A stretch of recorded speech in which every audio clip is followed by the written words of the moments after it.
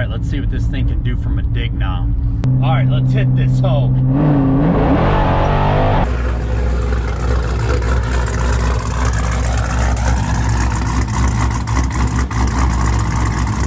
What's up, YouTube? Welcome everybody back to the channel.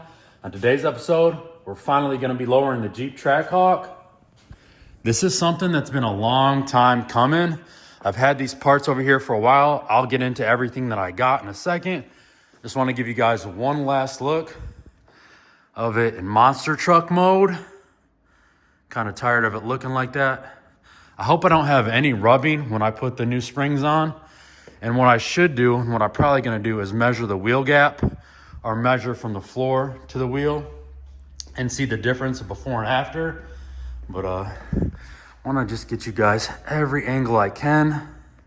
And then one thing I also noticed, hold on, I want to take a side shot of it right here. Boom.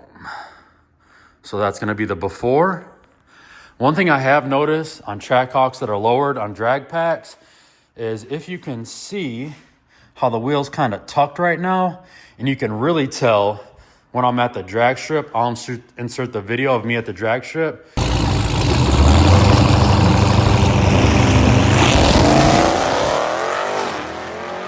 You can really tell that this front wheel is really tucked. I'm trying to get next to it. So this is directly from the front. You can see how much the top of it's tucked in there like that. One thing that I've noticed on lowered ones is that it sticks out quite a bit more. So we'll see how big that does that. So let's get into the parts. Obviously the Eibach Pro Special Edition for the Trackhawks, but we got a front upper control arm and the rear upper control arms and the sway bar end links. And this is all AAD components, made in America, top of the quality stuff. They are the go-to with suspension parts and components for the Trackhawk and other Mopars and other vehicles. Check out their website. No, I'm not being paid. They're just a good company. Like I said, made in America, so they're the best. I want you guys to save the mistakes that I've made, because for those of you that don't know, I have a Eibach rear sway bar on the back of here, and I also have B. Woody's sway bar end links. And when my diff broke at the track, now I'm not saying that this was why, but you can see my broken diff over here. This would be the left side. You can see where it cracked right there. When I was taking that diff out, I noticed that my sway bar end link was broken, and I'll insert a picture right here. I actually had to get it welded after I found out that it was broken. And then being on the Trackhawk forums, I noticed that a lot of people are running into that problem as well. So I'll do a side-by-side once I get the B Woodies off, but these have a lot more meat to them. Now, one thing about those sway bar end links, I don't know, and AAD doesn't know, if they'll fit the Eibach rear sway bar. So I might have to drill out the holes on the Eibach sway bar to get them to fit. But oh, I also want to tell you about the springs. So I guess Cletus had a problem with this on his channel when he had his Trackhawk giveaway. And I guess some other people have the problem too about putting the rear springs on the front and the front springs on the rear. It's real easy to tell. All you got to do is read the directions. They give you a part number right here, front spring, rear spring. Tells you right here on the part, like this. But an easy way to tell is just by looking at these rubber pieces. These rubber pieces are the ones that are gonna go on the rear. So it's freezing cold in the garage. I'm doing this for you guys. I've seen a lot of people with videos of putting lowering springs on my Trackhawk, and then they take it to the shop and they install them, and then it comes right back out like, oh, here they are, which is cool to see the difference. But this video is gonna be those that wanna just watch something, but also for those that might wanna do this themselves. For those of you that like working on cars and it's not your main job, that working on cars isn't my main job. I like doing this, so I get enjoyment out of it. It's kind of like, you know, cleaning the house. It's just getting something done that you do yourself. So this is gonna be a lot more of a how-to video. One important thing before you do this, you should read all of these instructions before. I'm gonna try to do that, guys. I'm gonna try to do that for you guys so you don't have to. So more of a step-by-step. I got my tripod over here somewhere, and I'm gonna set it up so you guys can watch, and I might do a time lapse, but it's freezing cold in this garage. Michigan just had another cold front come through, so hit that like button. I'm doing this for y'all. Let's get into it. All right, so let's get a measurement here from the ground to the top of the fender. Here we got, right there, I'm gonna lean it in. Okay, so at the tire, I'm gonna have to lean it in to get an exact measurement. We got 31.5. Let's measure the back real quick. Let's see what we got here. It's good. Same thing, I'm just gonna take it from the center. And we got about 32 3/4. I'm gonna get it on jack stands, and then it's so cold in here, I do have my little electric heater going. I should probably get a propane one, but that'll do for now. I'm gonna start on the fronts and then work to the rear. One thing I almost forgot to do is take a quick video of what the rear looks like. So this is from the rear. It already sticks out a little bit, but we'll see if lowering it makes it stick out even more. That's what we got about right here. So we'll see what happens. I'm excited about this. Cannot wait. So one thing I was always thought about when you're working on cars is safety. You do not want to let your own car crush and kill you. So always safety. Jack this thing up. I got chocks on the back. They say to put the emergency brake on. I'm not going to. And they do have a little arrow right over here where you can jack this up, or the jacking point. But that's where I want to put the jack, so I'm gonna have to jack it up from somewhere else. So time lapse. One more important thing. I don't know if you guys can see this. 3-ton jacks. That means 6,000 pounds they can support. For those of you who don't know, average Trackhawk weighs anywhere from 5,400 to 5,600 pounds. So these should be good. Fingers crossed. If not, this will be my last video. I don't even know if it'll ever get made, but it's been real, it's been fun.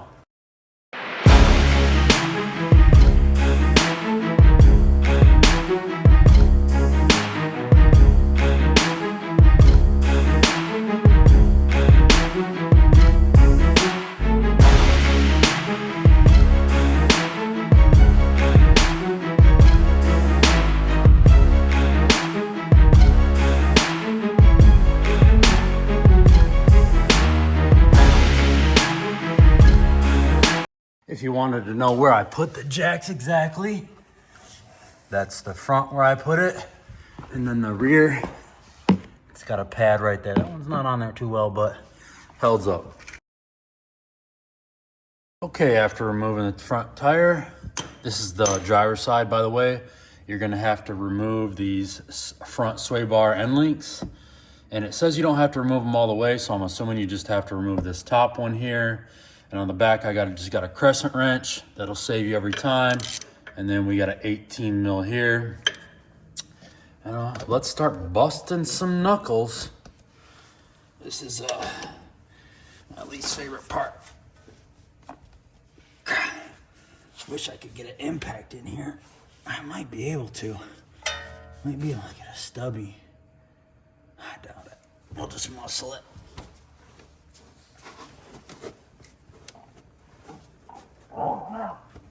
Jesus.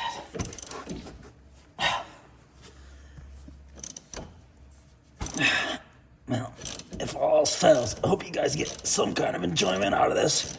Watching me bust my knuckles.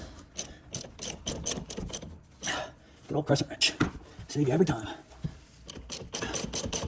See, these are front B Woody ones, a lot thicker than the rears. Should try to grease them while I'm in here. Oh, there's a little knuckle.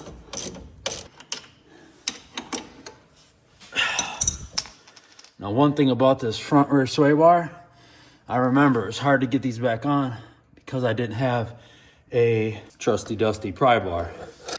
POV ain't working out here. Hopefully you guys can see that. I'm just pushing down. Come on, there we go. Come on, old girl. Oh, there we go. Take note on how the washers are. First step down, 12 more to go. Okay, now what we're gonna do is we're gonna move this nut and bolt from there. I'm also gonna disconnect this right here. I've already disconnected the battery negative terminal. And then I'm doing this because we're gonna be doing more than just putting the upper control arm, so you can't follow the directions just for the upper control arm, because they just tell you, oh, to loosen the bolts on the top of the strut from right here. But obviously we're putting new front springs on it, so we have to take that off. So let's see how this goes. All right, we got an 18 mil socket on a 1/2 inch. Of course, the other side's spinning. The old handy dandy crescent wrench, baby. Just like that. Comes right out. So the next thing I'm gonna do is take this upper control arm bolt out, unplug this, and what I seen him do on the video is I seen him hammer this down, not with the carpenter claw hammer. I seen him use a mallet. I don't have a mallet, so we're gonna see how this goes. But like I said, take this bolt out, get that out of there, and then we'll be on to the next step. All right, this is what that top bolt is. It's I'm using a 13/16. With the swivel on here, it's probably not the best way to do it. I don't even know if it's gonna work, but we'll give it a try. And of course it's not gonna work because I don't have no freaking room in here. Oh, it did work. Look at that. Never works. Thumbs up for that. One tip I was also taught by my old man was always just put the bolts back on. That way they don't get kicked around the garage or you lose them. Now for the fun part. This is not how I recommend you do it. I'm an idiot. Do what I do at your own risk.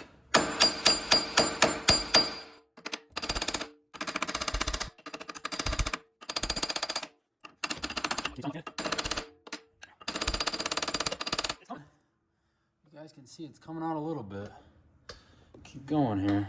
So I was about to try to loosen the bolts up top, the 3 bolts that hold the strut and spring on, but then I just started pushing down on here and it came out, so you can do that as well. Now, to take off these 3 bolts. So what I got here is a 13 mil. We'll see if this little thing takes it off. Oh, she did. Come on, let's go. This would be a great video for those of you that enjoy the sounds of working on cars, which is impact sounds. There we go. Way not to lose the bolts either. Watch me drop one right here. Yeah, just take this off, and you might want to have somebody hold it from down here, but obviously if you're working by yourself, it's going to be you. So let me try to get this out of here. All right, let's see if I can get this out. That comes right out just like that. Voila.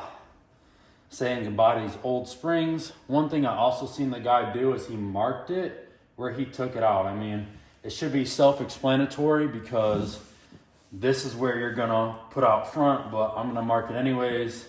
All right, I went up to O'Reilly's and got their spring compressor kit. I realize these are supposed to go over the springs, but they will not, so we're just gonna have to risk it. I know people say these are sketchy to use, but I don't have a professional spring compressor. The ends of it are 19 mil, so I'm just gonna hack at it with the impact, and you guys get to watch in real time if I mess my hand up. We'll see what happens. I think my dad always warned me about doing this, but you don't have another choice. That worked like that.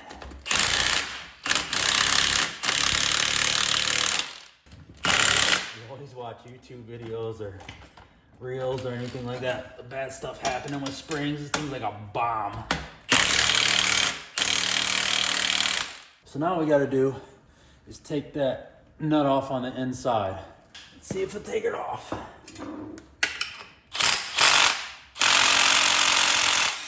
Yep, sure will.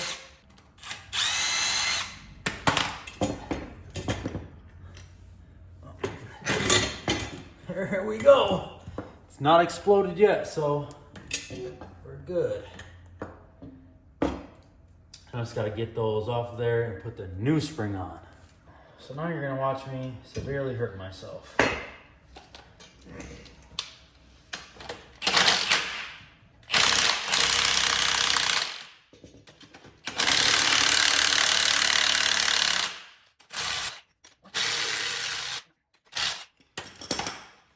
Just like that. Thank you, O'Reilly's.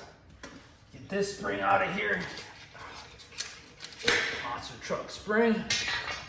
And then we're gonna be using our Eibach. And how it goes on, it's pretty self-explanatory. Same way the other one went on. This was like this. We're gonna put it just on like this. And then for the bump stop, same thing. Old bump stop off, new bump stop on, tapered in. They say up, but when you're working on it like this, yes, it's up. This way it's down. Put everything back together the same way. I marked this here. I should really clean this up, but next time.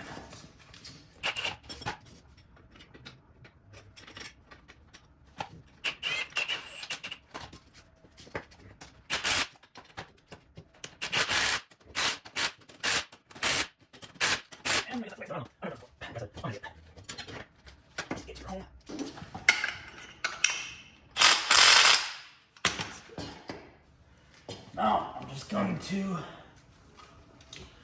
release the river. No, I'm gonna release the spring. That's what I'm gonna be doing. Name that movie reference. But you can't. Okay, spring is done. I lined it up with the marks that I made in the top of this. So I don't know if you can see that, but I just made sure it lined up and that's good to go. So left side of the way. Next step is going to be getting this front driver's side upper control arm out, and this is going to be a pain, so buckle up. All right, I'm gonna keep it straight up with y'all. We are aborting this upper control arm install, and I'll tell you why right here.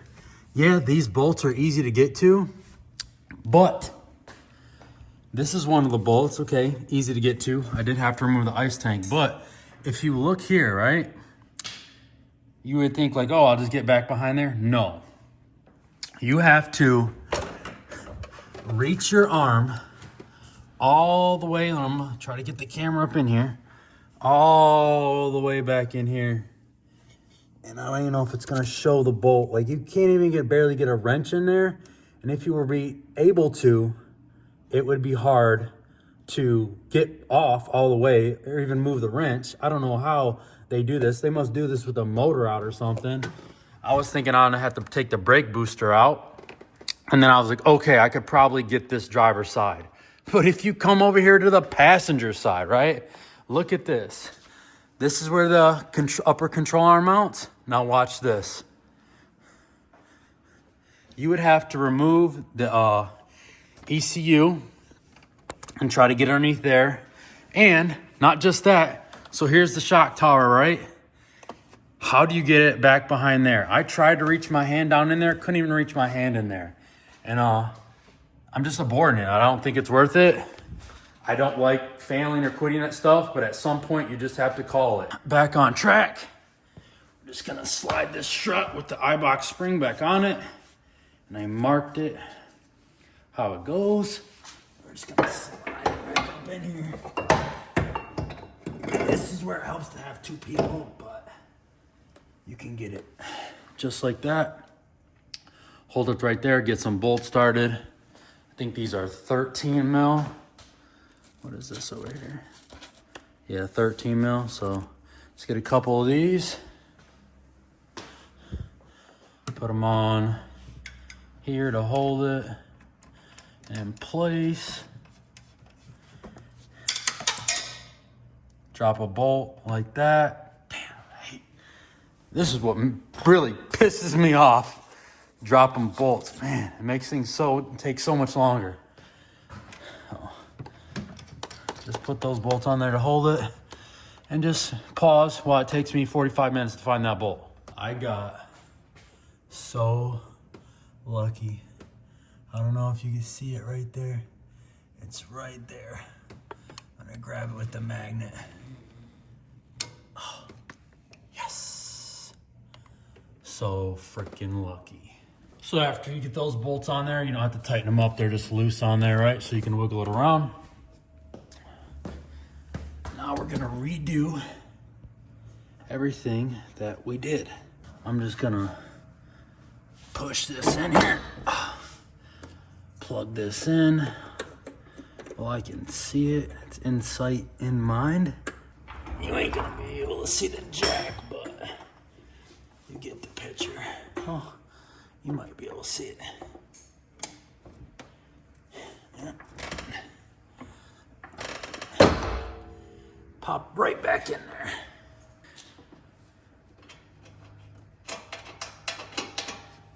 All right, that's good. Now I'm gonna fully tighten these bolts right here. And then we'll move on to the next step, or the other side, because like I said, we're not putting those upper control arms on, unfortunately. Okay, everything's tightened down to torque spec. One thing I'm gonna do, you don't have to do it, is I'm gonna spray this with brake clean before I put it back on there, because I know I was touching it and I had that anti-seize all over my hand. So put the wheel back on and we're done with this side.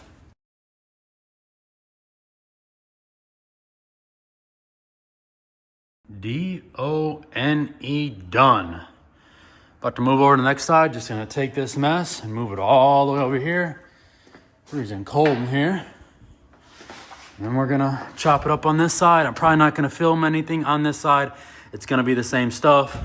I'll save that for the rear, because I am still going to put these rear upper control arms on there and these rear sway bar end links. Fingers crossed everything goes smooth. Yeah. Okay, after about 3 hours and making a bunch of mess, my tools scattered everywhere, I thought the rears were gonna be a lot easier, and it probably would have been if I didn't do the AAD, upper control arms is what they call them. To be honest with you, the lowering spring on the front was so much easier to do. Like I said, I did abort the upper control arms because I just don't have the patience for that. But I'm like, oh, the back is gonna be a lot easier. I even thought about, after I took the stock control arms out, just compressing the stock spring and taking it out that way, but I don't think I would have been able to get the new spring back in there.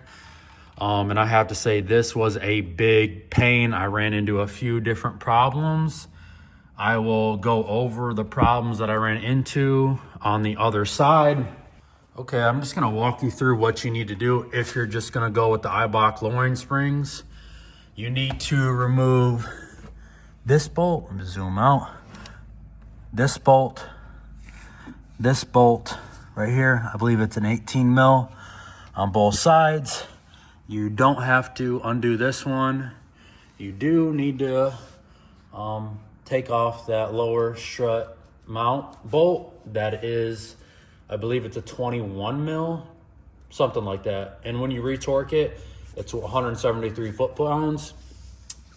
And when you got this bolt out and this bolt out, you can basically push down on this and this will come out. I'm trying to think if there's anything I'm forgetting to tell you guys. Oh, don't forget to remove your, I think this is the wheel speed sensor bolt. So yeah, don't forget to move that either.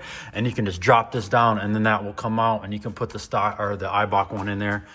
That's pretty easy, but if you're gonna do the rear control arms with the AAD suspension, it's tough because you have to get down and in there. And it looks like there might be a little bit more room on this side than it was on the passenger side, but not much. And then you have to get back there in that one, which there is a lot more room on this one, but I'm gonna get into it. I'll show you guys the video and try to walk you through it. The first thing I am going to do is take this wheel speed sensor off.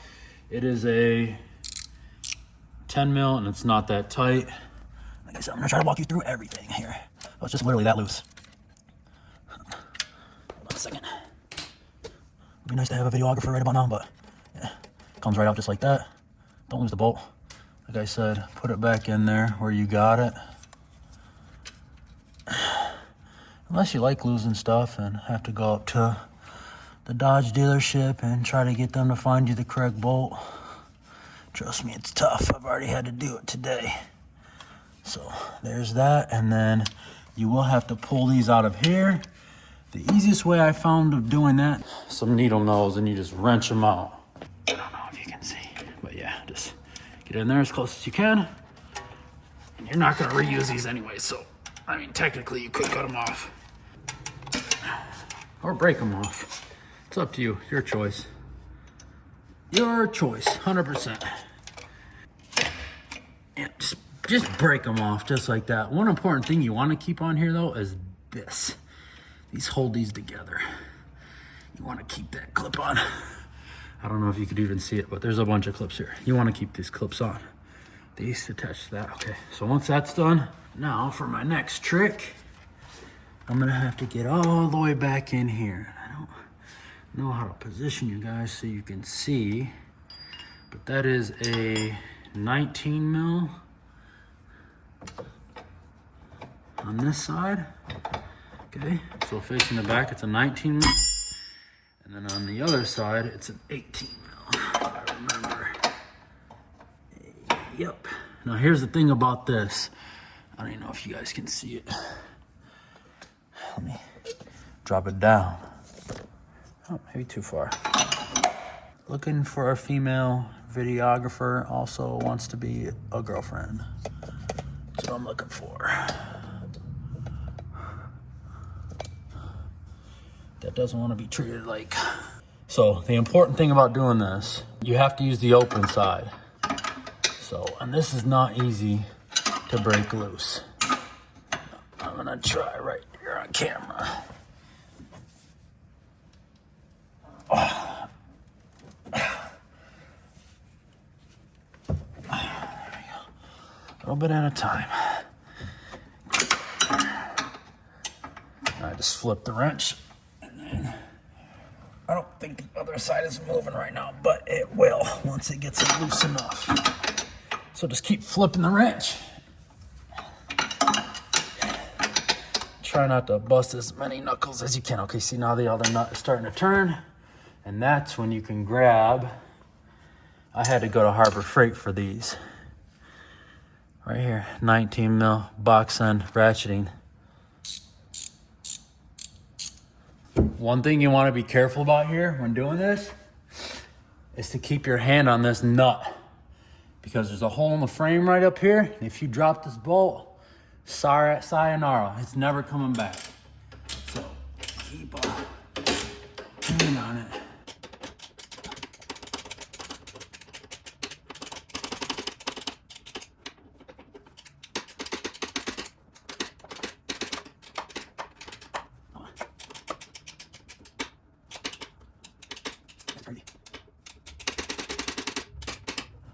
Oh, see, the bolt is off, and I'm gonna push it. Fell on the floor, better than in the frame. Now, when you get this, when you get that nut off in there, right, you wanna keep that bolt in there, right? Because it makes it easier to take these bolts out.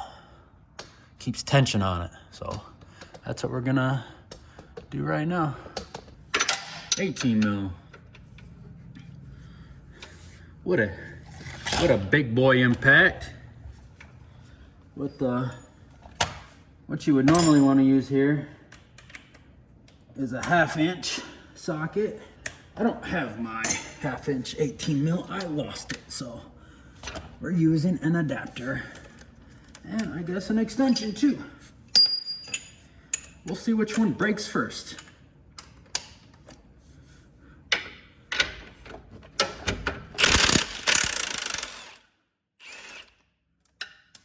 That. Oh, leave that in there because we're gonna take that bolt off too. Okay, let's try this for a third time. You're gonna have to remove this brake caliper, and the bolts are right there. You got one up top right there, and then one down here. So this is the lower one, this is the upper one, 18 mil. All right, can I get this in the picture? 18 mil. One thing a lot of people don't know about these Trackhawks when it comes with the brake systems is you can't just bleed them manually. You also have to bleed them like an iPad setup. You might get moved around here.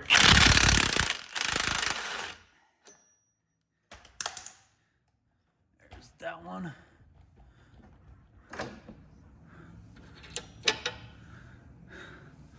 Put that bolt right there.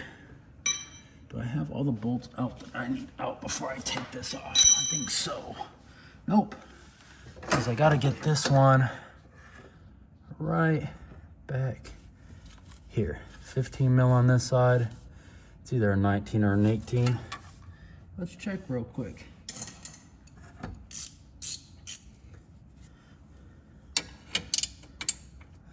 Yeah, I'll go with 19.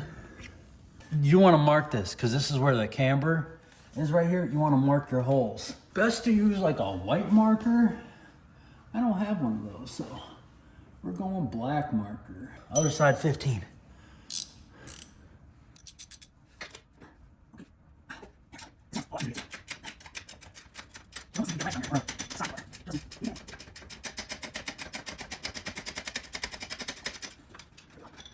I don't know what I mean by a camber bolt. I'll show you in a second when I take this off.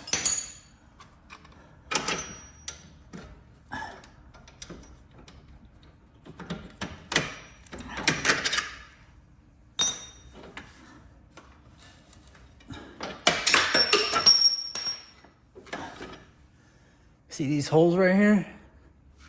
This is what's gonna, this bolt is notched. I don't know if you can see that, it's notched. What that's gonna do is they sit in there like this together and it holds the suspension in or out. So that's why you wanna mark it.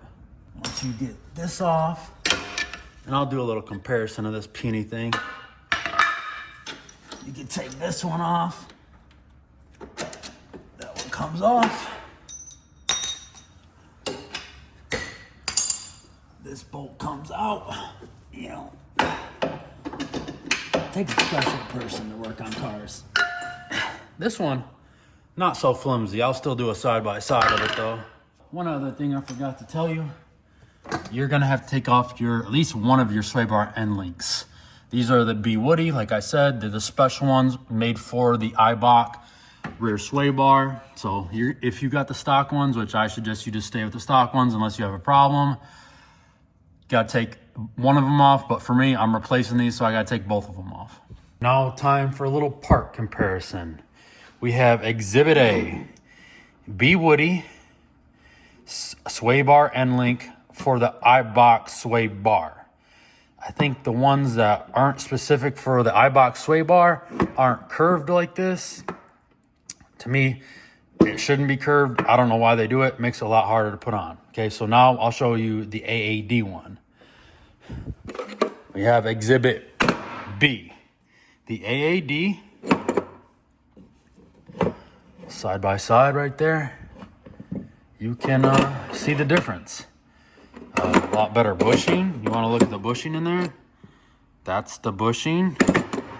This is the bushing on this one. You could see it was already coming out on the bottom really bad by what angle it was. So big time upgrade with the AAD rear sway bar arm or sway bar end links, and it doesn't even matter which sway bar you use. Then we have another exhibit, the upper rear control arms or braces, whatever you want to call them. This one doesn't seem so bad. It's even flat in the middle to kind of, I think they did that to help with the bracing. You could see that right there where it levels off and is flat and then goes back up to round. I don't think this one's that bad, but from what I heard, this is the one right here that they use on all the Grand Cherokees and the SRTs. Not really a good idea when you got something like this. Okay, 426 Demon TKM Whipple RSP, baby. Not really made for all that power, okay? Stock, these things make a little over 700. Not even to the wheel. At the wheel, they make like 615, give or take. We got a lot more on the wheel now. So you need something a little bit better. And that's why you got these AAD ones. So a little side-by-side comparison. Mind you, the force is coming back on you like this. So a little side-by-side, flip it up. Like I said, this one's just round with that flat mark in the middle. You get the picture. Okay, this is gonna go on the outside. And then what makes up an even bigger difference is this one. I mean, this is, I don't even want to say it's lighter. It might be the same weight. I should weigh them. But here, that's what they look side by side, up and down. Oh, you get the picture. Okay, up and down. And then obviously on the inside, this one's all hollowed out. And I mean, this one does have some spots that are hollowed, but overall, a lot stronger piece. So that's the difference. We got the sway bar end links and the rear control arms. Can't wait to put these on. They are a pain, so I'm gonna get to it. Trying to think if there's anything else you guys need to know. Okay, so we got the upper arm out. We got the other arm out. We took the sway bar end link totally out. You don't have to do that. You can just take one top bolt out and slide it over, and then you can get that out. But the last bolt to take out is this rear strut mount bolt. I believe it is a 21. To take this off, this last bolt right here, I'm using a 13/16. It fits. I don't know if you can see this, focus. 13/16, and to hold the back side, good old crescent wrench. Okay, hug it back. Just like that, baby.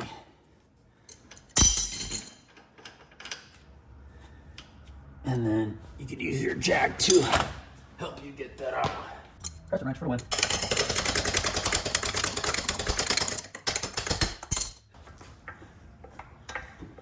You want to play? There we go. Ta-da! It's time for the shock to come out. Get a little shoulder weight, and then voila! Stock shock is out. Now for the Eibach. Wait till I tell you about these freaking bolts. Piss me off. I like these are a lot heavier. Yeah, probably because there's more metal there. A lot more spring. Just a little side comparison. Just gotta slide that on. Take that off like that. You know, untwist. I think it's easier if you untwist this one. Let me try to do it on camera. I pried it open with a pry bar. Probably put away. I swear, working on cars, you do more grabbing tools than actually working. Let me try to hold this like so. One hand banded, you know what I'm talking about? Let's try that out. All right, so, and then you can see all the dirt and dust in there. I cleaned that out with a rag and brake cleaned it just because it's not how it came from the factory. That's what I'm gonna do right now. Pause. I'm gonna try to take you guys along for the ride here. This is the bottom piece. I got it all cleaned up. You don't have to do that. Don't listen to me. Do whatever you wanna do. Put it in there, whatever. Don't matter. I don't think. And then I got the top piece on, and what I did on the other side, which worked out pretty good. Probably not gonna work this side because I'm on camera, because I put the top in first. All right, and I just push down my knee that I'm gonna probably need a knee replacement on now. Just put my whole body on there, shoved it down, and then that gave me some space up in here. I just picked it up and sewed the bottom one in. That simple, piece of cake. Barely broke a sweat. Didn't say one cuss word, so piece of cake, piece of crumb cake. Probably gonna stop filming because you see me how to take it apart. I might fill some more in. What I'm gonna do is just basically reverse everything I did. Filming anything is really slowing me down, but this is what I'm gonna do. Put this on. I'm gonna put the AD sway bar end link on. then I'm gonna tighten everything up, and then I might just do a final walkthrough with you guys for pointers and tips to make this easier for you guys. So let's finish this up. Okay, I'm gonna walk you through everything real quick. First thing I did was put this lower strut mount bolt on. That's 173 foot-pounds. That one right there. And I believe it is a 21 mil, don't quote me. I know I use a crescent wrench on the back. Then for these AAD rear sway bar links, they are 75 foot-pounds. That's what I torqued them to. I believe it's an 18. And then, where is it? I have it right here. A 10 mil Allen head on the back. Right there, just a little tip. Put the bottom in first and then the top one, and you can jack it up and feed the bolt through. Then what I did is I put this bolt on with this bar, but you cannot tighten this side. It has to stay where your marks are. So you're gonna use 19 mil and a 15 mil, and you're just gonna have to tighten it up with a 15 mil, but don't tighten it up right when you put it on.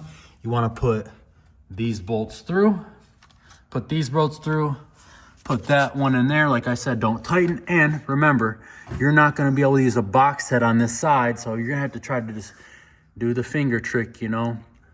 For those of you that know, you know. 18 mil on this side, and it's 18 mil on that side. Like I said, don't tighten them. You can put these bolts through, and then I didn't snug anything up, and then I started tightening this one. They say 70 foot-pounds for that bolt right there. Good luck getting a torque wrench in there, and be mindful, you don't want this to move off your marks that you made. They also say 70 foot-pounds for this bolt right here. Like I said, good luck with that. Tighten as much as you can. Then, depending on if you go by their directions or if you go off Mopar directions, these are anywhere from 80 to 81 to 82. So I torqued them to 81, and we should be all good to go. Put the caliper back on. The torque spec on the nuts for the caliper is 41 foot-pounds. So we're all good to go back here. And one thing I just want to add is be careful not to over tighten stuff, because if you come around to the front, this side's done. If you come over to the passenger front, everything's done on this side except this bolt back here, because I gave it one too many ugga duggas and I broke that bolt in half. So I'm waiting on Mopar to try to get a bolt for that. If not, I'm gonna have to go up to a hardware store. It's kind of a specific bolt, so I'm hoping that I can find it. This side is done. Just gotta put the tires back on. Normal torque spec for the stock rims and tires, which that's set up there. And then this set is probably gonna be gone by the time I post this video. Normal torque spec, 110. They're saying 130 for the, or 120 for these. I'm probably gonna put them at 120.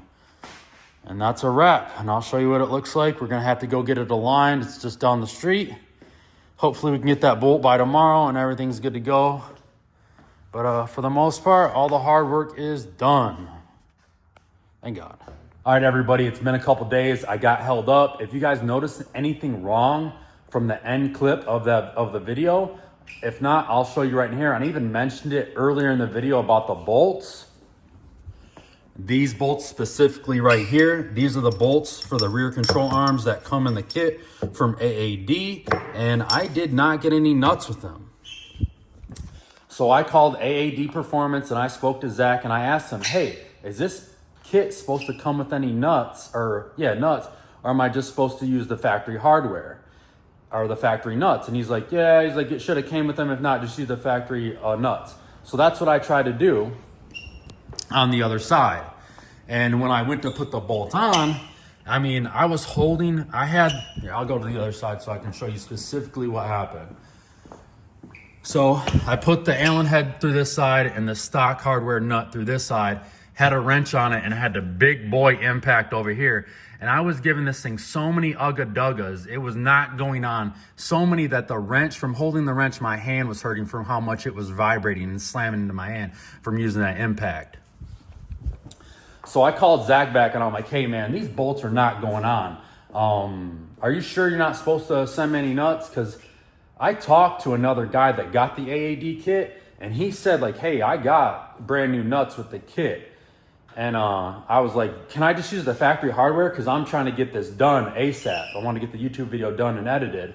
And he was like, we can ship you some out, but it's probably going to take a couple days. So that's what they ended up doing. I just had the factory hardware on there for the video, but that is not how it's supposed to go. You're supposed to use these bolts with the hardware that AAD supplies.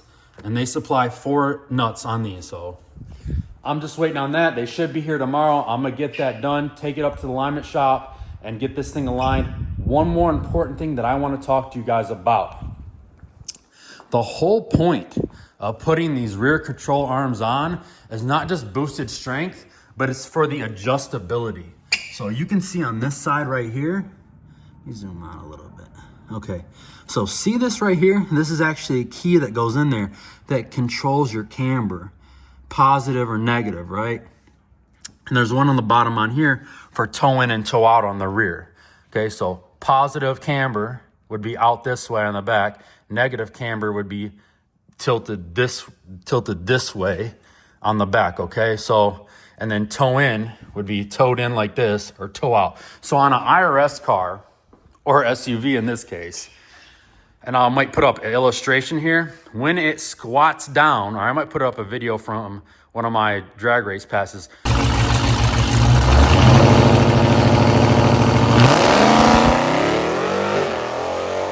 When you squat down, that rear end, right, it comes up.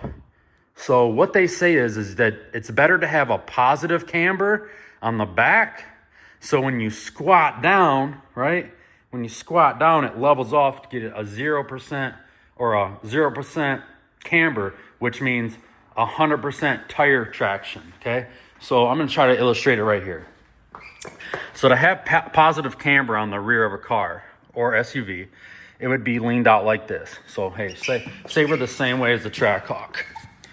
I'm trying to, okay, same way as the Trackhawk is, right?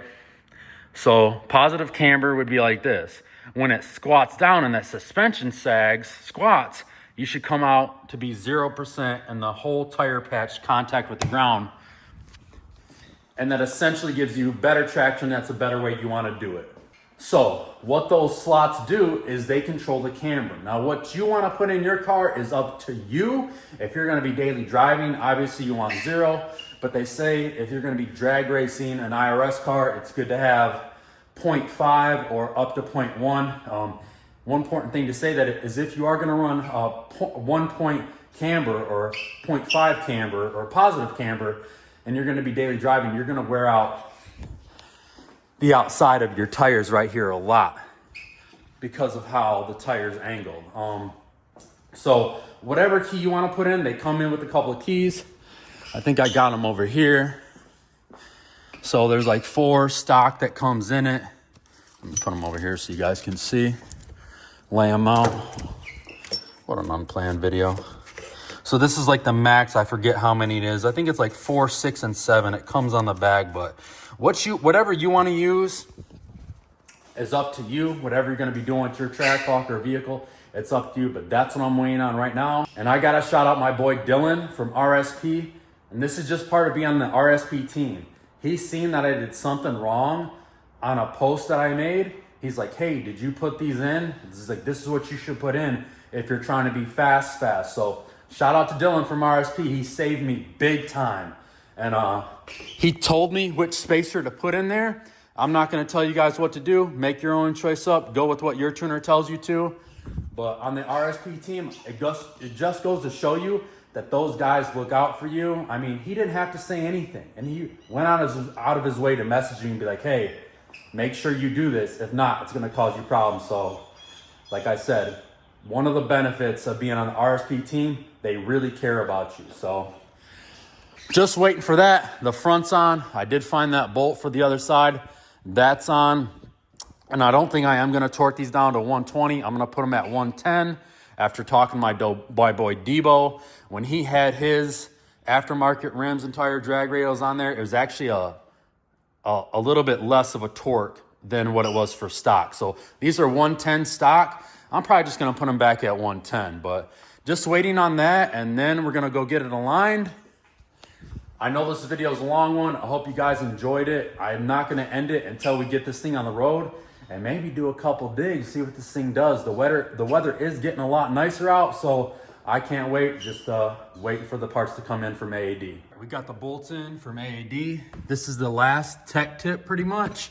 And this is an important one. When you put these back on, you're gonna wanna put this front control arm on first, the bolt side, or the Allen key side on the bearing side. So it looks like this. This is the bearing. Let me zoom out here. The bearing side is this side, and this is the nut side. So that's the way it looks. And the reason why you want to do this is because you can't, if you put both these in, it's going to be really hard to get this in there and torque it down. So put this on, torque it down. Okay, moment of truth. We're gonna see what the Trackhawk looks like on the lowering springs. I'm pumped for this, been a long time coming. We'll see what it looks. I am gonna drive it out of the garage and then roll it back in just to let it set a little bit.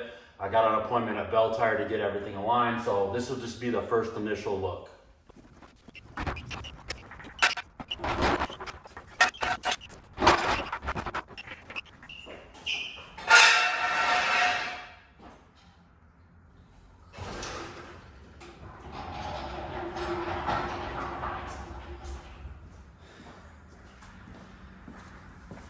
That's kind of sort of what it's gonna look like. Pretty happy with that. It looks a lot different. Mind you, it still needs to settle down a little bit. So like I said, I'm gonna pull it out of the garage. Damn, that thing looks good. A lot more hot rod, sleek, sporty look. A little bit less like a family man, soccer mom SUV. I'm gonna pull it out the garage real quick. Dang, she's looking like a bad man drone.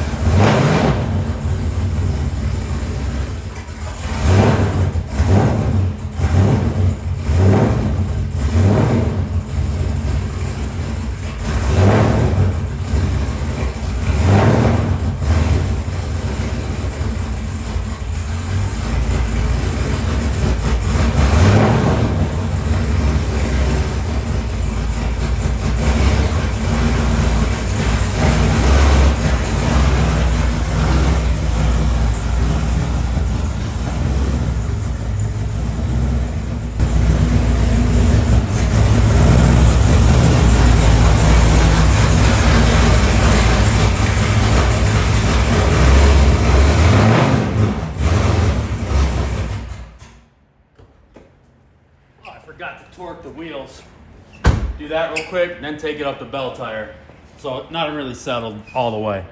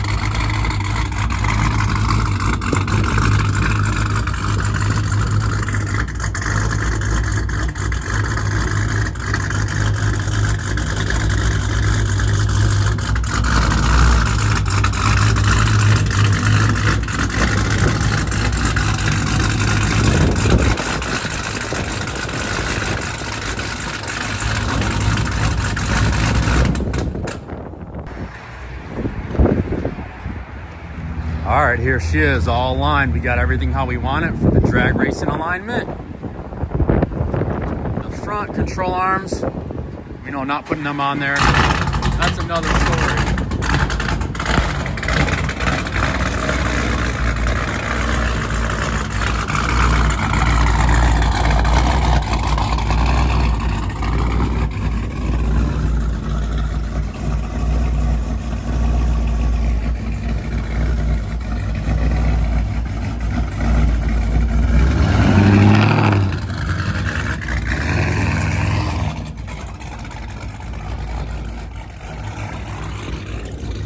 Looks a lot better with the sun out.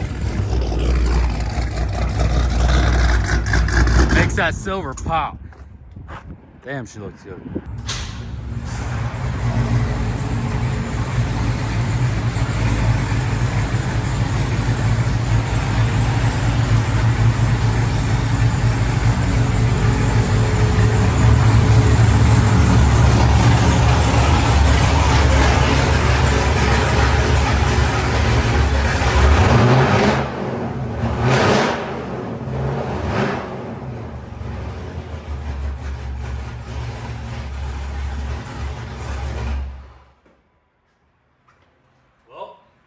No more four-wheeling in this thing. That's the final look right there. Everything's adjusted how we want it to be, and by I mean we. I'm talking RSP, set up for drag racing, so that's the new look for the Hawk, baby.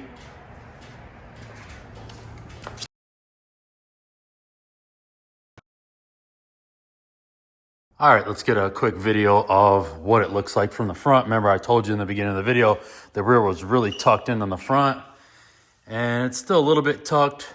Can't get it exactly perfect because I didn't install the upper control arms, but it's a lot better than it was.